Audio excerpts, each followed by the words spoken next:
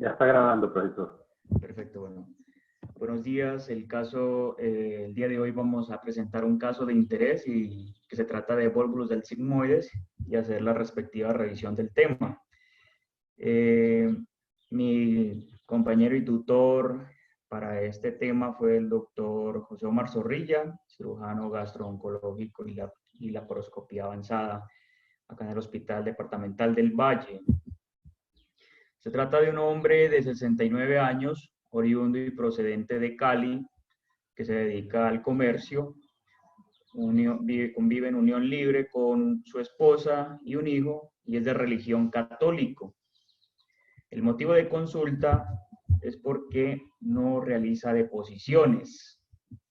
Comenta un cuadro clínico de 5 días de ausencia de deposiciones, ausencia de flatos, con distensión y dolor abdominal tipo cólico de moderada intensidad. Por lo cual consulta a un hospital de segundo nivel de la ciudad, donde realizan una radiografía de abdomen, la cual es la siguiente. A su lado izquierdo se puede observar una radiografía de abdomen con asas intestinales dilatadas, niveles hidroaéreos. Es una radiografía que se la toman en decúbito supino. Y al lado derecho se puede observar la radiografía que se encuentra en decúbito dorsal. Y lo que llama la atención, no sé si logran ver, pero es lo que describen en la literatura como un grano de café. Se logra ver ahí y está marcado con punteado amarillo. Como antecedentes patológicos, el paciente sufre de Parkinson, toma medicamentos para esto, carbidopa, levodopa, sumatriptán e imipramina. Ha fumado cigarrillo, tiene un índice de tabáquico de 5, sin ningún otro antecedente de importancia, no ha tenido cirugías, no ha tenido traumatismos previos. El examen físico se observa la tensión arterial normal, el resto de signos vitales normales, las mucosas están deshidratadas pero rosadas, tiene una sonda nasogástrica la cual no produce material fecaloide, solo es contenido gástrico. Pero lo que llama la atención es ese abdomen que se encuentra distendido, doloroso a la palpación superficial, timpánico, sin signos de irritación peritoneal. Se examina el canal inguinal y no se encuentra ninguna hernia inguinofemoral. Los genitales son de configuración normal. El tacto rectal es una ampolla rectal vacía que se encuentra. La extremidad es con llenado capilar menor a 2 segundos.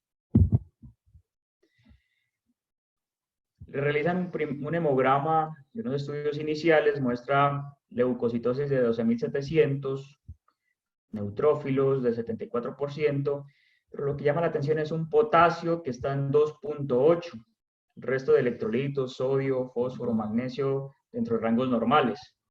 Entonces aquí nos hacemos la primera pregunta y es, ¿cuál es el paso a seguir con este paciente?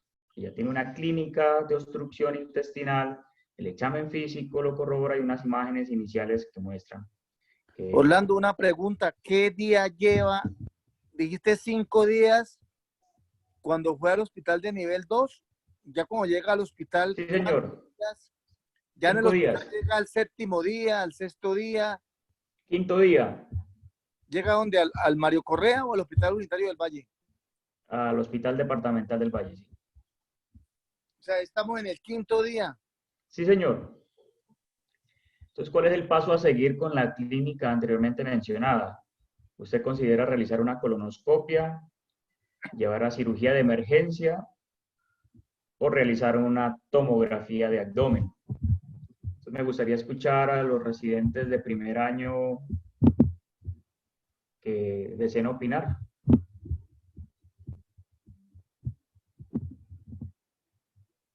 Residentes de primer año no están. Antes de eso, Orlando, él tenía decisión de punto un ácido láctico. Ácido láctico normal. Estaba en el límite superior en 2.1. Bueno, residentes de primer año al parecer no hay. ¿Qué residentes de segundo año, ante las opciones que se están planteando acá, colonoscopia, cirugía de emergencia, tomografía de abdomen, ¿cuál realizarían? Pero residentes de primer año sí hay.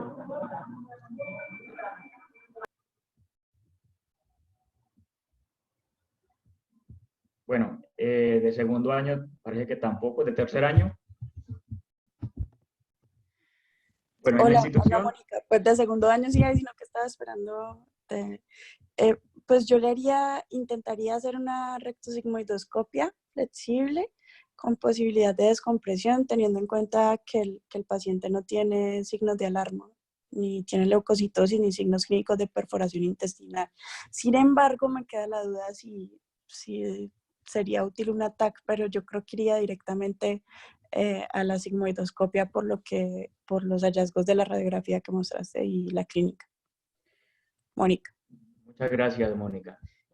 Sí, efectivamente hay una gran discusión con respecto a eso, si los pacientes, a pesar de que ya tiene usted una radiografía de abdomen que muestra signos radiológicos de obstrucción y el típico grano de café, se beneficia o no de tomar un estudio más avanzado como una tomografía de abdomen. Hay una gran discusión con respecto a eso, porque la tomografía te pudiera indicar signos de isquemia, de pronto tiene una sensibilidad cercana al 100% y una especificidad mayor del 95%, que eso contraindicaría realizar una colonoscopia. Pero hay otros que dicen que no, que es mejor tomarle una tomografía para evidenciar si existen esos signos o no. O el otro grupo en donde dicen que definitivamente el manejo es colonoscópico de entrada. Entonces, en la institución nosotros le realizamos una tomografía que se observa aquí al lado izquierdo, se observa aquí el signo del grano del café. Llama la atención aquí, observen el signo del remolino, que es característico en los hallazgos imagenológicos, como la tomografía, y eso muestra el punto de máxima tensión donde se está generando el volvulus y la torsión de los vasos mesentéricos. Ese es el corte sagital. Acá tenemos el corte axial, donde igualmente se observa una gran dilatación de asas. La medición mayor fue de 15 centímetros, recordando que cuando en el ciego tiene una dilatación más de 12 centímetros ya existe un riesgo inminente de perforación. Dilatación de asas, líquido libre en la cavidad, y acá se va a observar lo mismo, el signo del remolino, que es la zona de transición y donde se encuentra el área de torsión.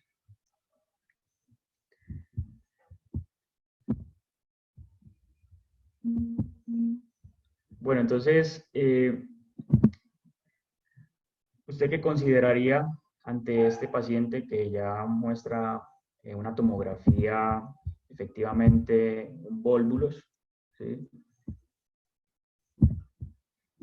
Ya ahora vamos a ir resolviendo las preguntas que se van surgiendo. En cuanto al manejo médico con la sonda nasogástrica, ¿usted considera que la reposición de potasio puede explicar ese hilio? La pregunta es, ya en este momento, con los hallazgos, lo lleva después de la colonoscopia, solo con llevarlo a colonoscopia y devolvularlo, o llevarlo a cirugía. Y en cirugía, si lo decide llevarlo a cirugía, realizaría una colostomía o anastomosis primaria. Entonces, ¿cuál es el paso a seguir? Esto es lo que nos vamos a tratar de resolver nosotros. Este paciente fue llevado a cirugía. Los hallazgos, se encontró 300 cc de líquido peritoneal, de líquido de reacción peritoneal, y una gran dilatación de asas, como ustedes logran ver en el video, intestinales desde el ilion y todo el marco cólico, con la volvulación del colon sigmoides. Se encontraban zonas de isquemia y en alguna parte necrosis. A él se le hizo una resección del volvulus y una colostomía tipo Harman. Observen aquí la pinza Rochester que está generando un clampeo ahí en la base del meso, que es como se indica en la literatura para evitar la migración de esas bacterias enterotoxinas que están en este colon distendido hacia la circulación sistémica. La revisión la basé en estas 3 guías. Está la guía americana de cirujanos gastroenterólogos y endoscopistas, publicada en este año, en el 2020. Esta otra guía de cirujanos de colon y recto, publicada en el 2016. Y esta de la guía NICE, que ellos en un apartado hablan acerca de la colostomía endoscópica percutánea. No tienen como tal una guía para obstrucción colónica. Algo de historia, y es que el término de vólvulo se origina del latín volvere o torcer, y cuando estamos hablando de vólvulos del colon nos referimos a una torsión de un segmento del colon, mayor frecuentes en el colon sigmoides, lo que conlleva una obstrucción y con posible isquemia o gangrena. Esta afección se ha descrito durante miles de años, ¿sí? Al igual que las terapias rudimentarias que se han utilizado para esto. En el papiro de Evers, 1550 años antes de Cristo, se describió el curso natural de este vólvulos como una que podía pasar de una reducción espontánea o, si no se presentaba esta reducción, lo que ellos llamaban una pudrición de los intestinos, lo que conocemos como gangrena. Hipócrates, 400 años antes de Cristo, el hombre comenzó a utilizar grandes cantidades de aire y los inyectaba transanal y realizaba inserción de un tubo rectal de aproximadamente 22 centímetros. Ya la primera mención del vólvulos en la literatura occidental se data en el 1841 con von Rokitansky, que es considerado el padre de la anatomía patológica, y lo describió como una causa de estrangulación intestinal. Ya la terapia occidental moderna comienza a evolucionar con la publicación de un señor que se llama Gay, al realizar una reducción de un vólvulo transanal al inyectar aire o agua en un cadáver con vólvulos del sigmoides. Y esto dio paso a que ya en el 83 este señor Arterón describa la laparotomía como tratamiento inicial y único para el vólvulos. Hasta esta época se planteaba el manejo del vólvulos 3 escenarios, que podía ser la devolvulación y la pexia de ese meso, o el otro escenario lo realizaban una resección del vólvulos y una colostomía tipo Harman, o el otro escenario era que hacían una resección y una anastomosis primaria. Pero ante esto, este señor Brusgaard no estaba conforme y él comenzó a utilizar la sigmoidoscopia inicialmente rígida y con eso hacía descompresión completa y en la mayoría de los casos generaba una devolvulación espontánea con ese rectosigmoidoscopio. Y esto se utilizó durante mucho tiempo, pero comenzaron a notar una alta recurrencia de esos pacientes cuando solo se manejaban con colostomía descompresiva, ¿sí? Hacían una alta recurrencia hasta del 90% de los casos, y luego ya comenzaron a utilizar técnicas híbridas, aparte de realizar la colostomía descompresiva inicial, lo llevaban a cirugía y con eso han logrado reducir la recurrencia de esta patología, que es el manejo como se debe hacer actualmente. Como tal, la obstrucción del intestino grueso representa el 25% de todas las obstrucciones intestinales. Esta puede ser funcional, como en el síndrome de Gilbert, o mecánica, en el caso de vólvulos o bridas. El vólvulo en el colon en Estados Unidos es bajo, tiene una baja incidencia del 3.5%, pero hay zonas que se conocen y están subrayadas aquí con rojo como el cinturón del vólvulos, ¿sí? Y en esas zonas la causa de obstrucciones del intestino grueso puede llegar a representar hasta el 50%. Y lo característico es que en estas zonas la edad de presentación es en sujetos jóvenes, ¿sí? Y tienen una presentación mucho más rápida que se instaura, a diferencia en los Estados Unidos y en el mundo occidental, donde la edad La edad en la cual se presenta es en adultos mayores y con una presentación insidiosa. En cuanto al vólvulo del colon, como ya lo habíamos mencionado, es la torsión de un segmento redundante del colon que se va a torcer sobre una base de meso, y dentro de esta va a estar los vasos mesentéricos, los cuales sufrirían la hipoperfusión, la isquemia y posteriormente necrosis. Es más frecuente en el colon sigmoides, en el sigmoides, en los adultos mayores, pero cuando se presenta en el ciego es más frecuente en mujeres y tiene una presentación mucho más rápida y no es tan indolente. Entonces aquí tenemos un colon sigmoides, el cual se está volvulando sobre su base, que es del meso, y posteriormente puede presentarse una perforación si dejamos que progrese hasta allá. La localización más frecuente es en el colon sigmoides, del 60 al 70%, seguido del ciego, o sea que en el 95% de los casos representa el colon sigmoides y el ciego. El transverso, un 3 a un 5%, y el ángulo esplénico, aunque usted no lo crea, también se puede volvular en un 1%. Hay unos factores de riesgo para el vólvulo del sigmoides, que entre eso está ser adulto mayor, tener enfermedades como demencia, Parkinson, puesto que estos toman medicamentos que van a generar estreñimiento, y el estreñimiento lo que termina ocasionando al final es un colon sigmoides redundante, ¿sí? La dieta baja en fibra, la enfermedad de Chagas o el antecedente de vólvulo previo que se ha descrito que va a recurrir si no se realiza una terapia quirúrgica resectiva. En cuanto al vólvulo secal, es el segundo sitio más común para el vólvulos. La etiología está relacionada con la embriogénesis tardía, puesto que este colon derecho va a migrar desde el lado izquierdo hacia el lado derecho en sentido antihorario, y a medida que va desplazándose el mesenterio va generando una fijación hacia algunas estructuras del retroperitoneo. Cuando se presenta esa fijación de forma incompleta, entonces vamos a tener un ciego redundante y que se puede volvular. Existen dos presentaciones de vólvulos del ciego. La primera, que está aquí al lado izquierdo, es el vólvulo secal propiamente dicho, en el cual el ciego gira sobre su propio eje, dando en sentido antihorario, ¿sí? Y entonces va a generar la torsión. Y la segunda presentación es la báscula secal.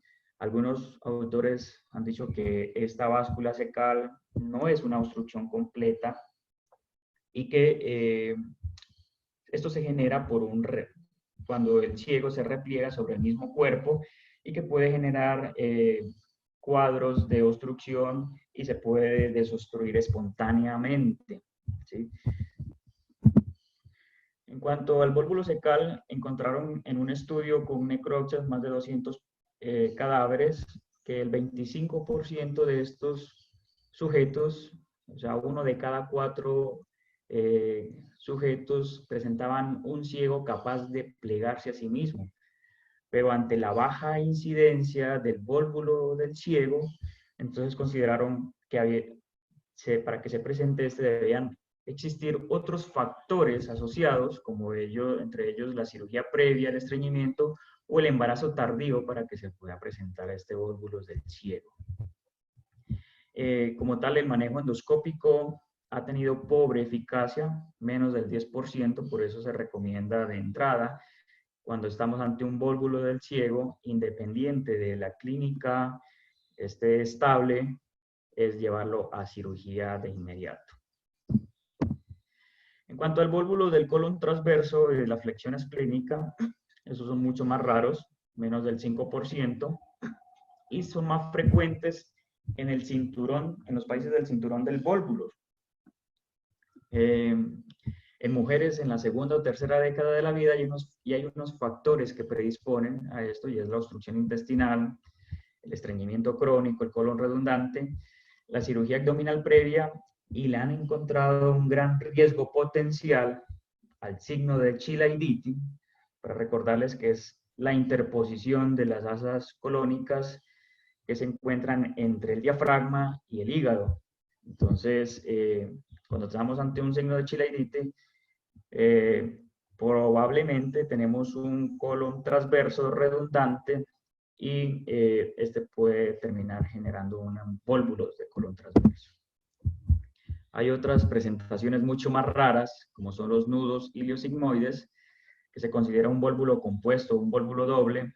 Esto es mucho más raro y se presenta más en el Medio Oriente, en Asia y África, en hombres de 40 y 50 años. Y el cuadro clínico es mucho más mórbido, ¿sí? Asociado a mayor mortalidad, puesto que el diagnóstico es tardío, tiene una rápida progresión a gangrena y se puede comprometer tanto el ilion distal como el colon sigmoides. Hay unos factores asociados para que se presente esto. Esto es muy raro, no he visto el primero. El intestino delgado móvil con un mesenterio largo en aquellas personas con un colon sigmoide redundante y especialmente el consumo de una sola comida por día y esa ingesta que sea alta en carbohidratos y de gran volumen. Entonces son personas muy delgadas que comen una vez al día. Esto lo han descrito porque una vez llega el bolo alimenticio al yeyuno, por gravedad ese bolo va a descender hasta la fosa ilíaca izquierda, donde le va a dar una rotación hacia ese colon sigmoide redundante. Entonces, para que ustedes se puedan dar cuenta, deben de existir muchos factores para que se presente esta entidad de nudo iliosigmoides. El diagnóstico usualmente es tardío y se consigue en menos del 20%, puesto que la mayoría de las veces el diagnóstico es intraoperatorio y más del 70% de estos pacientes ya tienen el intestino gangrenoso en la cirugía. Por eso el manejo ante este tipo de patología es la reanimación hídrica y la cirugía. En cuanto a la clínica y el examen físico, los síntomas pueden ser agudos o insidiosos, y aquí voy a responder parcialmente una pregunta que hacen en el chat, y es dependiendo, porque el paciente usualmente en el vólvulo del sigmoides usualmente llega aproximadamente al tercer o al quinto día de consulta, porque el paciente no ha presentado una obstrucción inminente, sino que se instaura de forma gradual. El dolor y la distensión abdominal son los principales síntomas, ¿sí?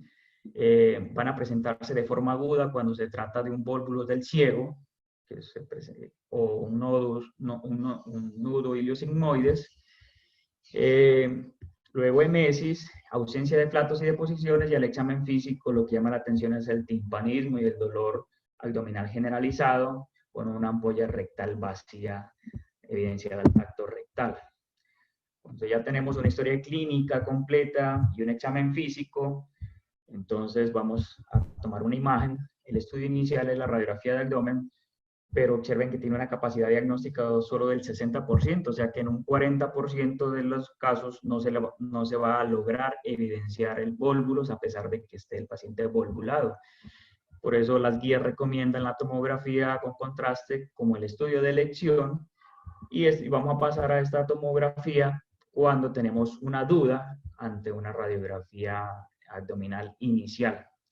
Cuenta con una sensibilidad y especificidad muy buena, más del 90%.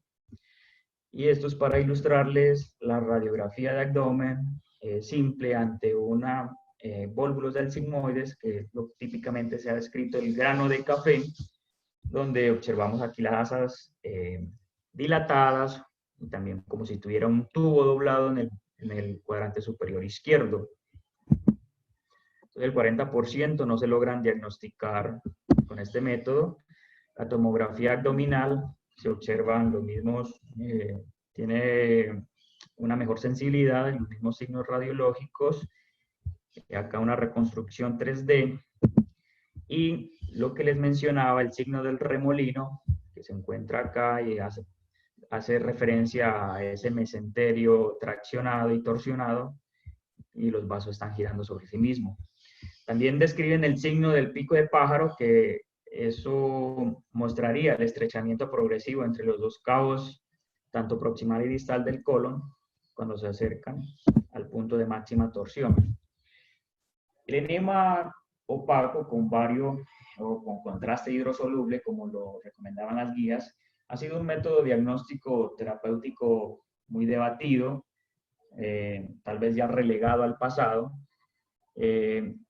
Algunas bondades que presentó este es que generaba descompresión en algunos casos, hasta un 40% generaba descompresión, y se contraindica como tal en la sospecha de perforación de peritonitis o necrosis intestinal. Y este signo radiológico, que es la imagen de pico de pájaro ante un enema retrógrado, o sea, por el ano. Hoy en día no se utiliza porque hay otros métodos no invasivos mucho más sensibles y específicos como la tomografía. Entonces, el pilar fundamental del manejo se basa en estos tres aspectos.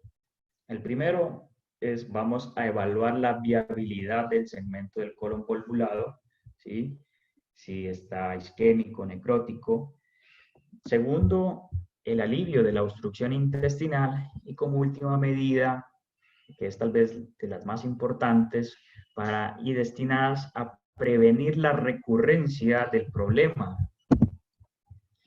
El manejo quirúrgico se indica de entrada a aquellos pacientes con signos de peritonitis o perforación, aquellos que han sido llevados a una descompresión y ha sido fallida, o cuando ya han tenido una descompresión endoscópica recurrente. ¿Y por qué descompresión colonoscópica y no llevar a cirugía de inmediato? Entonces, existen múltiples estudios, ¿sí?, para mostrarles este estudio realizado en el 2000, donde compararon aquellos pacientes que llevaron de entrada a cirugía, presentaban mayor mortalidad de un 24%, comparado cuando le hacían una colonoscopia descompresiva y una cirugía semielectiva en la misma hospitalización, una mortalidad del 6%. Entonces, la mortalidad se ve aumentada cuando los llevamos a los pacientes a cirugía de entrada que cuando les realizamos una colostomía descompresiva y una cirugía semielectiva con valores estadísticamente significativos. Acá se puede observar una colonoscopia y el signo del remolino, también que se ve endoscópicamente. Este método diagnóstico y terapéutico nos permite valorar el estado de esa mucosa, si se encuentra isquémica o gangrenosa, y descartar otras causas de obstrucción, ¿sí? Tiene una efectividad que varía, reportado hasta de un 90 a un 95%, o sea que va a ser eficaz desde un 70 a un 95%, pero la recidiva de estos pacientes es hasta del 90%. Además, permite la inserción de una sonda rectal con la cual se va a generar descompresión continua en esos primeros 3 días del colon. Y permite diferir esa cirugía emergente, hacerle una cirugía semielectiva y llevar al paciente bajo otras condiciones mucho más tranquilas. Aquí se puede observar una colonoscopia descompresiva, el signo de remolino que les mencionaba, y lo que tratan es que el endoscopista debe ingresar con la insuflación mínima. Ahí se observa una zona de sufrimiento de la mucosa colónica, y tratar de sobrepasar ese punto de máxima torsión sin ejercer mayor fuerza o tensión. Una vez ya sobrepasado esta zona, se avanza a una guía sobre la cual se va a avanzar la sonda rectal y se la deja ya durante mínimo 24 horas, como lo recomiendan todas las guías, hasta 72 horas. Entonces, eso es lo que le estaba mencionando. Estas dos guías hablan acerca de la colonoscopia descompresiva y del volvulo del sigmoide del ciego, y describen la colonoscopia descompresiva como terapia de primera línea, ¿sí? Puesto que permite convertir una cirugía emergente a una cirugía semielectiva, pero indican que el tratamiento del vólvulo cecal debe ser de entrada quirúrgico, puesto que en menos del 10% logran reducir un vólvulo del ciego y está asociado a una mayor tasa de perforación. Siempre dejar un tubo de descompresión, puesto que mantiene la reducción y permite la descompresión continua del colon y evita una recurrencia temprana. ¿Qué tubo dejar? Muy variable. Sabemos que esto genera mucha incomodidad en cualquier sujeto. Han puesto desde sondas Foley de 18 a 20 French hasta tubos de tórax. Deje una sonda rectal que permita la descompresión del colon. Es lo que se recomienda. En cuanto a la preparación y la técnica endoscópica, está contraindicada la preparación anterógrada, o sea, la vía oral. Se indican enemas de limpieza y progresar con la mínima insuflación aspirando desde el principio. Siempre valorarla de forma minuciosa esa mucosa, y si usted encuentra una mucosa isquémica, necrótica o gangrenosa, parar el procedimiento y trasladar al quirófano. Sobrepasar la zona de transición sin ejercer mayor fuerza, y una vez ha pasado esa zona de transición, aspirar todo ese gas y esos líquidos, esas heces que están represadas allá, porque van a ser gran cantidad que le van a llegar. Entonces siempre valorar la opción del tubo de descompresión. Y en cuanto al tratamiento, vamos a tener un tratamiento general y un tratamiento específico. El tratamiento general, los muchachos internos y médicos generales, se trata de suspender la vía oral en estos pacientes, la reanimación hídrica y la corrección del trastorno hidroelectrolítico que puede presentarse, antibióticos, dependiendo de las guías institucionales, los antibióticos ante la sospecha de una perforación o sepsis, y van encaminados hacia cubrir gram negativos y anaerobios, la analgesia y la sonda nasogástrica. Y el tratamiento específico va a depender de lo que encontremos. Si es un paciente estable, con un colon viable, que no tiene signos de irritación peritoneal, entonces vamos a llevarlo a una colonoscopia descompresiva, valorar una sonda rectal o no. La efectividad, como lo había descrito, varía de un 70 a un 90%, pero con una recurrencia hasta del 90%, la cual se presenta con una mediana de edad aproximadamente a los 2 meses, esa recurrencia. Una vez llevada a la colonoscopia descompresiva, si hemos tenido éxito, se indica cirugía electiva en esa primera hospitalización para realizar entre el tercer o octavo día. Pero si hemos tenido fracaso, lo que se recomienda es pasar al quirófano para realizar cirugía urgente. Fracaso es que no logremos devolvular ese colon sigmoides o que nos encontremos ante una mucosa necrótica o gangrenosa. ¿Y esto por qué indican que se realice cirugía en esa primera hospitalización? Puesto que tiene una alta mortalidad ese vólvulo sigmoideo recurrente, o sea, de un 40%, y va a incrementar esta mortalidad a medida que los episodios recurran. Entonces, la colectomía sigmoidea electiva es recomendada en esos pacientes candidatos a cirugía en el ingreso índice o poco después. Este estudio, publicado en el 2006 en un journal de China, desafortunadamente todo el artículo estaba en chino y no logré traducirlo, pero traigo los datos más relevantes. Surge ante la duda de cuál es el tiempo de intervalo óptimo después de la descompresión para llevar a la cirugía. Entonces durante 10 años, tomaron datos, encontraron 25 pacientes con vólvulos del sigmoides. A 21 de estos pacientes le realizaron una colonoscopia con descompresión, la cual fue exitosa, y en 4 pacientes los llevaron de entrada a cirugía porque presentaban signos de irritación.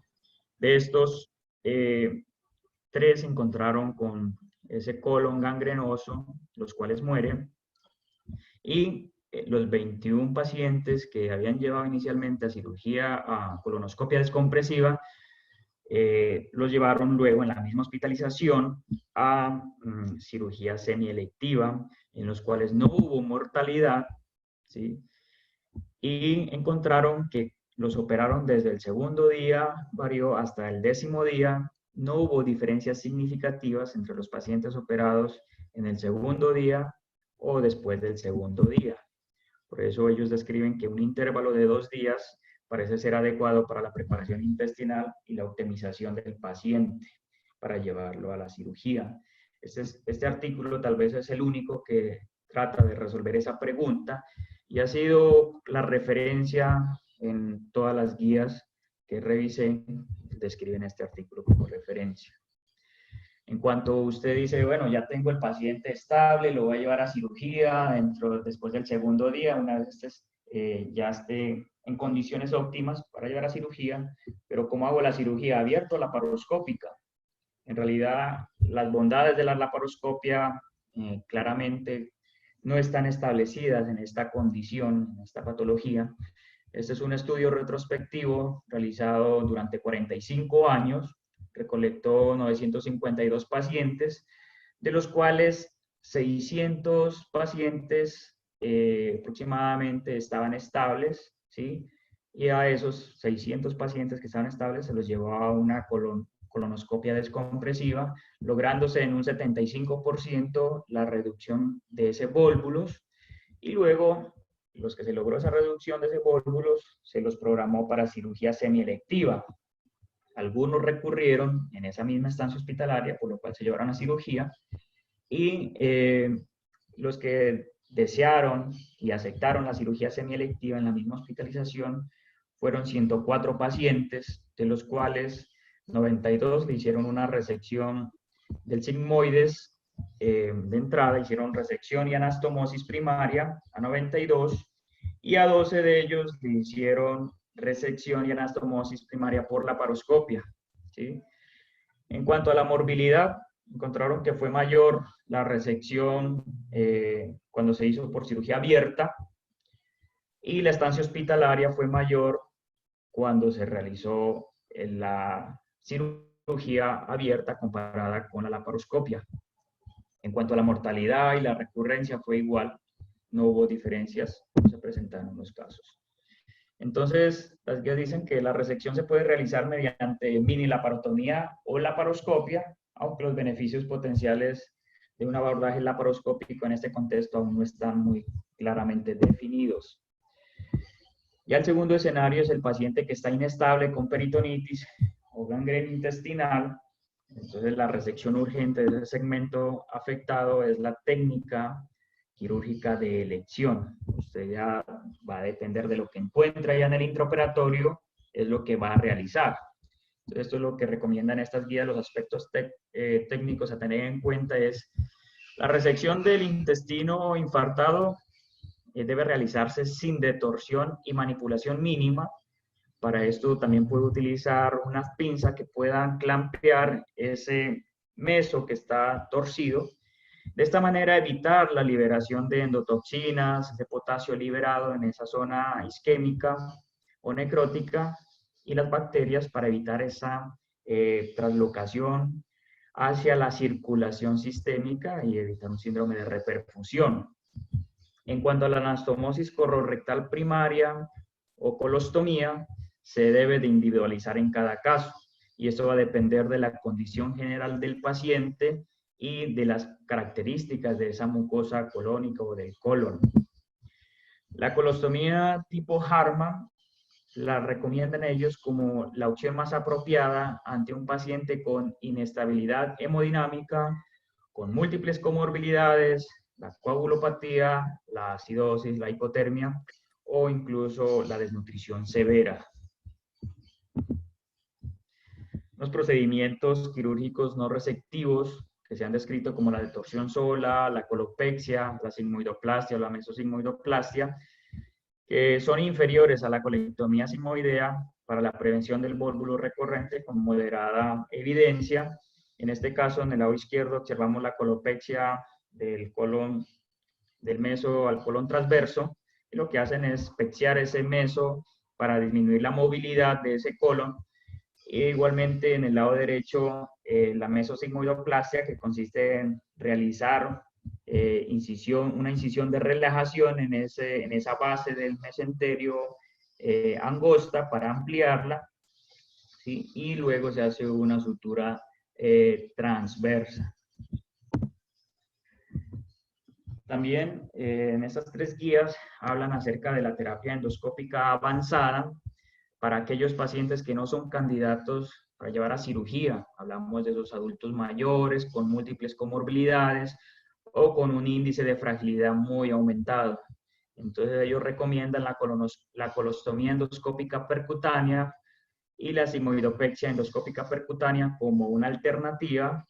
Tiene una tasa de recurrencia hasta del 20%, pero que es inferior a cuando usted no le hace nada al paciente o solamente hace una detorsión colonoscópica, asociado a una incidencia de riesgo de morbilidad como la infección del sitio operatorio, la perforación, la necrosis y hasta un 5% de mortalidad. Y el objetivo principal de estas técnicas es evitar la movilidad de ese colon, fijar el colon a la pared anterior del abdomen para disminuir esa movilidad y que se evite la volvulación.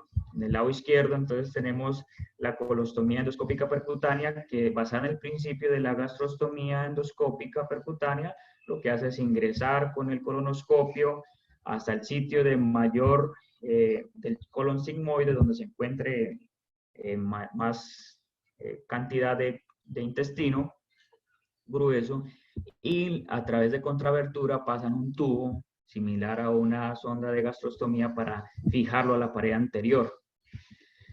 ¿Que ese tubo cuánto tiempo se debe dejar?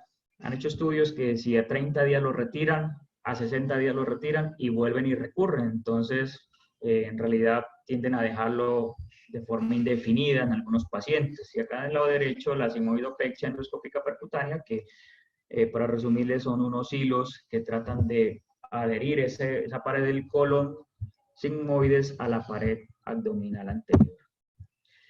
Entonces, en cuanto al vólvulo secal, el manejo generalmente es de entrada quirúrgico, independiente de la condición del paciente, esté estable o inestable, y esto es debido a que la baja probabilidad de éxito de la terapia colonoscópica es muy baja, menor al 10%. Se indica la resección en pacientes con intestino no viable o perforado y también en pacientes que están con intestino viable y que son buenos candidatos a cirugía, se indica la terapia resectiva. Entonces aquí una primera pregunta es, ¿anastomosis primaria o ileostomía más fístula mucosa? Eso va a depender de la condición intraoperatoria del paciente. ¿Sí? Y en cuanto a la resección, si se le hace una resección segmentaria o una hemicolectomía derecha, igualmente. Lo que usted encuentre, dependiendo de los hallazgos intraoperatorios, hasta donde se delimite la isquemia o la gangrena. En cuanto al vólvulo secal con intestino viable, también hay procedimientos quirúrgicos no resectivos que pueden ser una alternativa adecuada a la resección, sin embargo, carecen de mayor evidencia, describen como la detorsión sola, aquí muestra una mortalidad del 13%, con una recurrencia del 13%, la secopexia, que consiste en después de la detorsión, fijar con sutura a la pared abdominal ese ciego y evitar la movilidad, tiene una mortalidad del 5% y una recurrencia del 13%, la secostomía con una mortalidad del 10% y una recurrencia del 1%, y la resección segmentaria del ciego con una mortalidad del 8%, pero con una recurrencia del 0%. Este es un algoritmo, ya para terminar, tomado de un estudio y un trabajo que realizó este doctor, cirujano general de la Universidad Nacional, publicado en el 2011, que me pareció muy aplicable acá en Colombia. Entonces estamos ante la sospecha de un vólvulo del sigmoides, se encuentra el médico general, entonces ante esa sospecha va a estabilizarlo, reanimar con la reanimación guiada por objetivos, con terapia hidroelectrolítica, la corrección de esos electrolitos, toma de paraclínicos y una radiografía de abdomen inicial. Y el médico general va a solicitar la valoración por el cirujano general. Orlando, Y ya, sí, ya Orlando. va a terminar, ya va a terminar, ya va a terminar. No, favor que admitan al doctor Abraham Kestenberg. No lo han admitido y se salió y que por favor que lo admitan. ¿Quiénes lo están admitiendo? Ricardo. Ricardo, admita al doctor Abraham, por favor, gracias. Ya. Qué pena, profesor, pero no hay nadie en sala de espera. Bueno, ya estoy terminando. Entonces, cuando nos encontramos ante el sufrimiento de asas, necrosis o perforación dado por la clínica que presente signos de irritación peritoneal, fiebre, acidosis metabólica o leucocitosis, si está ante esos signos, el paciente debe ser llevado a cirugía de inmediato. De lo contrario, si no presenta esos signos de irritación peritoneal, el paciente está estable, lo que se indica es la sigmoidoscopia flexible de urgencia y colocar la sonda rectal. Una vez realizada esa sigmoidoscopia o colonoscopia,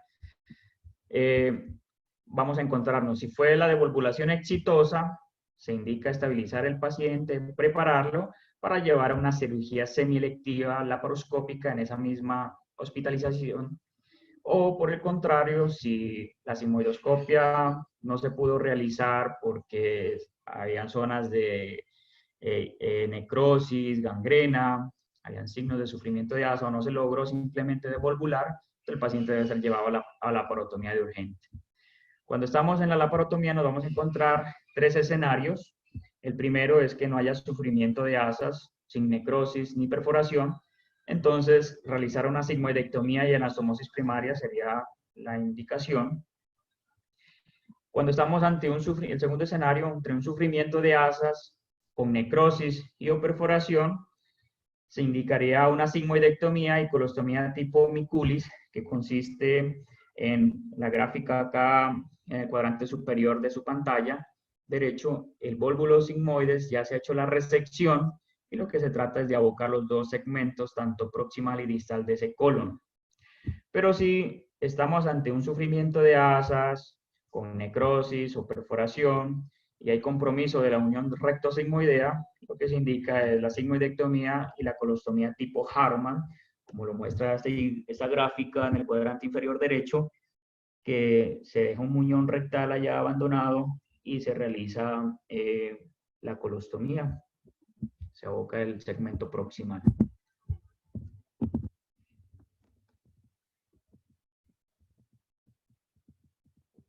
Listo. Eso fue todo. Espero que les haya servido esta revisión y escucho aportes complementarios. Orlando, ¿pudiera hablar? Claro que sí. Lo primero, respecto de incidencia, tal vez faltó mencionar que volvulus de sigmoide es frecuente en Bolivia. Así. No se sabe por qué en poblaciones que viven a gran altura la incidencia de volvulus es mayor. Aquí en Colombia, en Popayán, es mucho más frecuente la incidencia de volvulus que en otras partes. Primer comentario. Segundo, hay pacientes que tienen volvulus de sigmoide crónico y ellos se agachan, una vez que se volvulan, ellos mismos se devolvulan. Eso está referido en la literatura. Tercero, respecto a esta paciente, no había ninguna duda que era quirúrgica o que el paciente era quirúrgico, porque tenía leucocitosis y así el abdomen no esté gritando, uno no se va a poner a hacerle una colonoscopia a un paciente con un volvulus de sigmoide si tiene leucocitosis, paciente es quirúrgico. Respecto de la laparoscopia o o cirugía abierta, yo creo que la laparoscopia no tiene sentido, porque usted siempre va a necesitar hacer una incisión de un tamaño generoso para hacer la extracción del segmento volvulado. Entonces yo, aunque yo hago laparoscopia y no tendría problema en hacer una laparoscopia en una circunstancia de estas, primero es riesgoso porque ese abdomen está lleno de esas asas dilatadas y usted casi que no puede tener cámara de neumoperitoneo para trabajar bien. Y segundo, al hacer la extracción, le toca hacer una incisión amplia. Entonces me parece que no tiene sentido hacer laparoscopia, sino de cirugía convencional. Lo ideal, como usted ya lo dijo, si las condiciones del paciente lo permiten, hacer una anastomosis. Es siempre mejor que hacer una colostomía, especialmente si son pacientes mayores.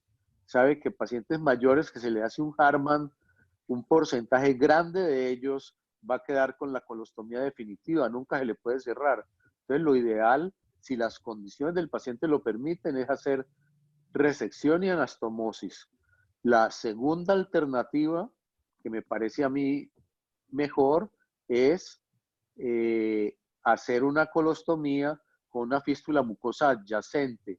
Si la necrosis no está muy abajo y le permite tener una boca distal pues saludable. ¿Qué otro comentario tenía yo por hacer?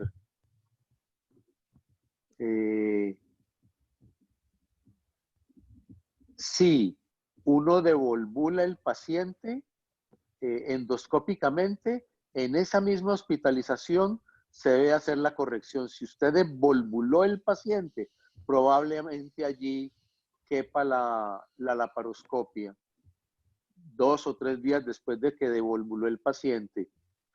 El otro comentario es, en volvulus de ciego, hacer coloplastia, fijar el ciego a la pared lateral, haciendo una sutura continua, no sirve, eso se reproduce. La alternativa en volvulus de ciego es hacer esa coloplastia más una apendicostomía. En el sigmoide, en la literatura hay reportes de sigmoidoplastia, eso es engorroso y no sirve. Todas las técnicas de sigmoidoplastia hay de muchas formas, no sirve. Lo que uno tiene que hacer es, sin dudarlo, la resección y, como ya lo dije, si se puede, una anastomosis, si no, una ostomía. Esos eran los comentarios que tenía por hacer. Perfecto, profe, muchas gracias. En cuanto a lo que usted mencionaba, la incidencia acá en Bolivia, lo describen dentro de los países del cinturón del Volvulus. Acá en Bolivia leí una parte que son pacientes indígenas,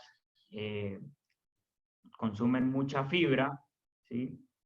Y esto ha asociado ese consumo alto de fibra también con una producción de heces mucho más grandes y que pueden generar una dilatación, un segmento del sigmoides mucho más redundante. Sin embargo, pues es lo que más bien sospechan, es como una posible explicación, pero pues no está totalmente esclarecido. Y en cuanto a la laparoscopia, lo que toman acá y las guías recomiendan la laparoscopia es en la cirugía semielectiva, o sea, después de esa descompresión inicial. Aquel paciente que está volvulado, que no se ha hecho descompresión y que tiene signos de irritación peritoneal o va a ser llevado a cirugía de emergencia, se indica la laparotomía de entrada, para que quede esto en el ambiente con los compañeros residentes y demás participantes. Yesid, tiene la palabra. No, Buenos días, y aprovechando como que están los profes también para comentar yo un casito que tuve interesante. Un paciente como de 41 años con un antecedente también de una isquemia perinatal, pues un retraso mental, pues viene de una finca pues pobre, con un cuadro de una obstrucción intestinal. Eso fue en abril, lo vi yo. En febrero le hicieron una herniorrafia, entonces pues pensé yo inicialmente que el cuadro era pues una complicación de la hernia. También hipocalémico, se corrigió y no dudé, le hice una radiografía de abdomen donde yo veía era una burbuja de gas. No dudé, una vez corregida la hipocalemia, como 8 horas después, lo pasé a cirugía. Lo que le encontré fue un megacolon con un dólico sigmoide y un vólvulo del sigmoide. Pues hice la devolvulación, hice una descompresión con un tubo de toras por el ano, succionamos y pues cerré el paciente, lo mandé a unidad de cuidado intermedio, evolucionó perfecto y al cuarto día le di salida. Pero me llamaba la atención ese megacolon que tenía el paciente, un megacolon sobre todo el colon izquierdo, un diámetro que superaba ese los 15 centímetros.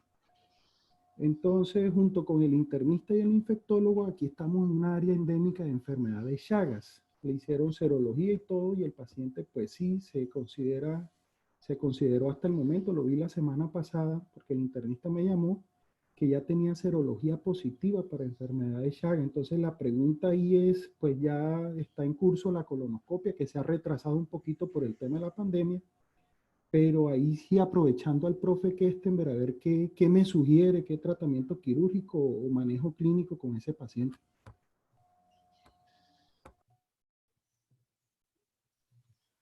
No, ahí no cabe el manejo médico. Ese paciente es quirúrgico. Respecto de la conducta que tomaste, cuando uno opera el paciente, devolvularlo y no corregir el volvulus no es una conducta correcta ni aceptada en la literatura. Si uno opera el paciente, uno debe de hacer resección, porque esos pacientes que se les hace devolvulación quirúrgica, en la misma hospitalización del 50% se vuelven a volvular. Ahora, respecto de este paciente con enfermedad de Chagas, no, el manejo de la enfermedad de Chagas es quirúrgico. Probablemente toque hacer una proctocolectomía con bolsa ileal y anastomosis ileoanal.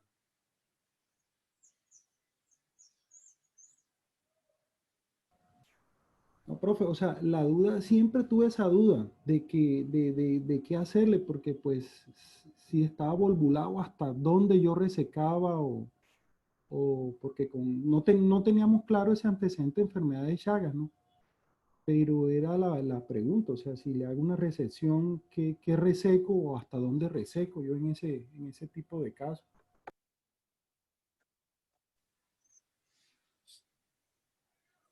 No sé si alguien tiene más comentarios. Yo no tendría más que aportar. ¿Alguien más va a comentar algo, Ricardo? Creo que no, hasta el momento no hay Bueno, no, nada. pues yo creo que felicitar a Orlando, queda muy claro el algoritmo, pero yo quiero enfatizar en lo siguiente, ¿no? Que todo paciente, hablamos del megacolon andino, ¿no? Cuando yo tengo tiempo para allá, por ahí estuve yo como un mes, muy frecuentemente en los indígenas, este megacolon, ¿no? Y sobre todo jóvenes, no en los viejitos, pero todo paciente, sexta, séptima década de la vida, pacientes que estén tomando drogas, con Parkinson, con demencia senil, con este cuadro clínico de distensión, de ausencia de deposición, hay que tener en la cabeza una obstrucción intestinal y que no vaya a haber, o si están tomando narcóticos o algo así, una impactación fecal o no Gilby o un megacolon, perdón, un vólvulo del sigmoide y la placa de abdomen con toda esta historia clínica, con la historia clínica en la piedra angular, que le permite tomar las decisiones. Cuando hay dudas de la tomografía de abdomen. Esta ya va como 5 o 6 días, ¿no? Si llegó el operaron fue al otro día, que llegó ya llevaba 6 días. Entonces, pues complicada la situación. Entonces, el diagnóstico, la otra cosa es discernir si hay sufrimiento o no de ASA. Para hacerlo, tenemos que hacer una respuesta, un CIRS. Está con taquicardia, está con polipnea, esta tenía como frecuencia respiratoria de 20, si no estoy mal, ácido láctico. Y si eso es así, este paciente ya después de 5 o 6 días, la probabilidad, lo que no se ha mejorado, pues es difícil. Y cuando nosotros lo devolvulamos, que sea el siguiente aspecto, tenemos que tratar de entrar con muy poca insuflación, con un poquito de agüita. A mí me gusta mucho el agüita y con suavidad. Y si uno ve que esa mucosa está necrótica, isquémica, como mostró Orlando en la foto, uno tiene que salirse, pues, porque lo que hace es perforar al paciente. Y yo creo que ya la idea es convertir esta urgencia en una emergencia diferida, y los autores hablan de 72 horas. Mejor dicho, en esa misma hospitalización resolver el problema, como bien lo mencionaron. También quisiera resaltar la historia, ¿no? Ahora que estamos en época de racismo, que siempre ha habido el racismo en los Estados Unidos, es un racismo terrible. Egipto es la cuna de la civilización, y en ese papiro de Ebers, escrito más o menos en 1500 años antes de Cristo, era un tratado de medicina donde hablaban de la gastroenterología, hablaban de oftalmología, hablaban de ginecología, de tratamiento. Egipto es una civilización antigua donde todo el mundo le copió. Los griegos le copiaron, y queda en África y eran negros, afros. Así que ese cuento de que el negro es perezoso y que el negro es bruto, mentiras. El conocimiento de la física, de la astronomía, de la agricultura sobre el río Nilo, los desarrollaron los egipcios hace más de 5000 años. Está eso reportado en lo que se ha encontrado. Ahora, pues, para la etapa actual de racismo terrible que hay. No tengo nada más que agregar. Profe, la doctora Sandra Gutiérrez envía unas preguntas. Ella pregunta cuál sería el margen de resección y cuáles estrategias recomendarían para manejar la gran diferencia de diámetros en cuanto a la anastomosis. Y la otra pregunta es cuál es el tiempo límite superior para indicar la sigmoidoscopia.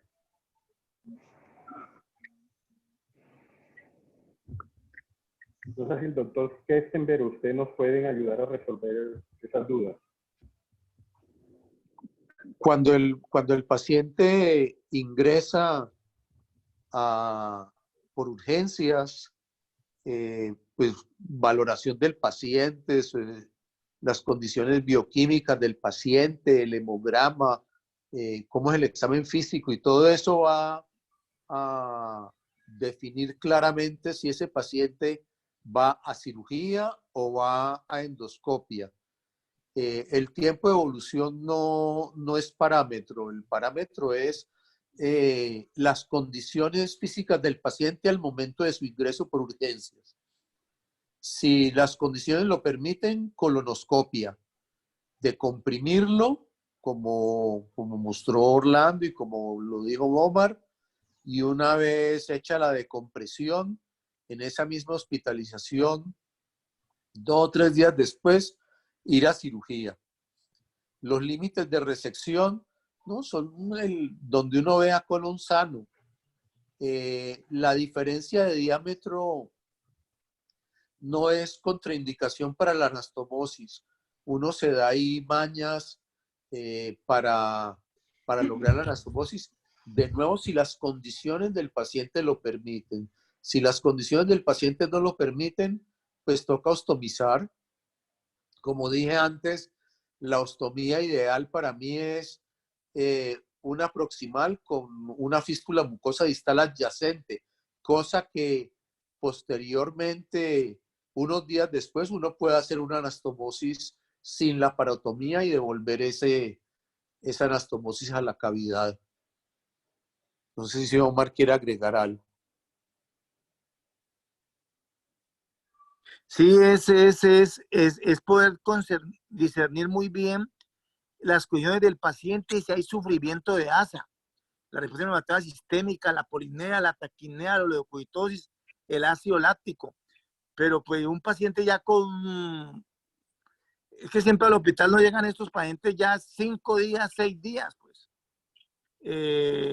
Los poquitos que hemos podido hacer en el hospital, yo he encontrado esa mucosa isquémica necrótica, ¿no? Porque es que no, pues, es muy complicado tener un paciente 5 o 6 días con eso volvulado y que el señor esté, que no tenga necrosis, ¿no? De hecho, a este paciente le encontraron esto necrótico y la tomografía no hablaba de signos no, que todo estaba bien, si no estoy mal, ¿no, Orlando? Bueno, una cosita para complementar, un estudio francés realizado en el 2014, donde trataron de evidenciar si había mayor tasa de filtración cuando hacían una anastomosis primaria, cuando hay dos intestinos de diferente diámetro.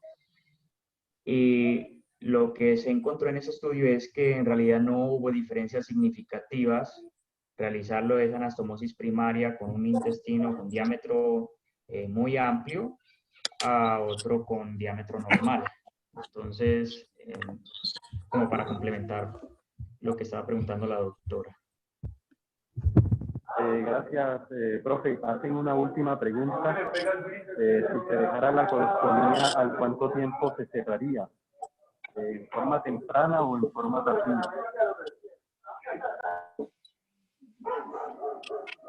Pues la tendencia entre nosotros en este momento es a cerrar las colostomías rápido, en la misma hospitalización.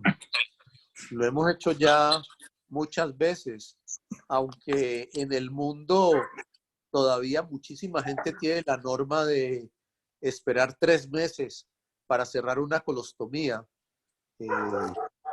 Nosotros creemos que no es necesario, que las colostomías se pueden cerrar en la misma hospitalización.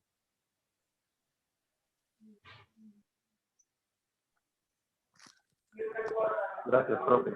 No hay ninguna otra pregunta pendiente. Bueno, perfecto. Muchas gracias por la asistencia y nos vemos ya en una próxima oportunidad.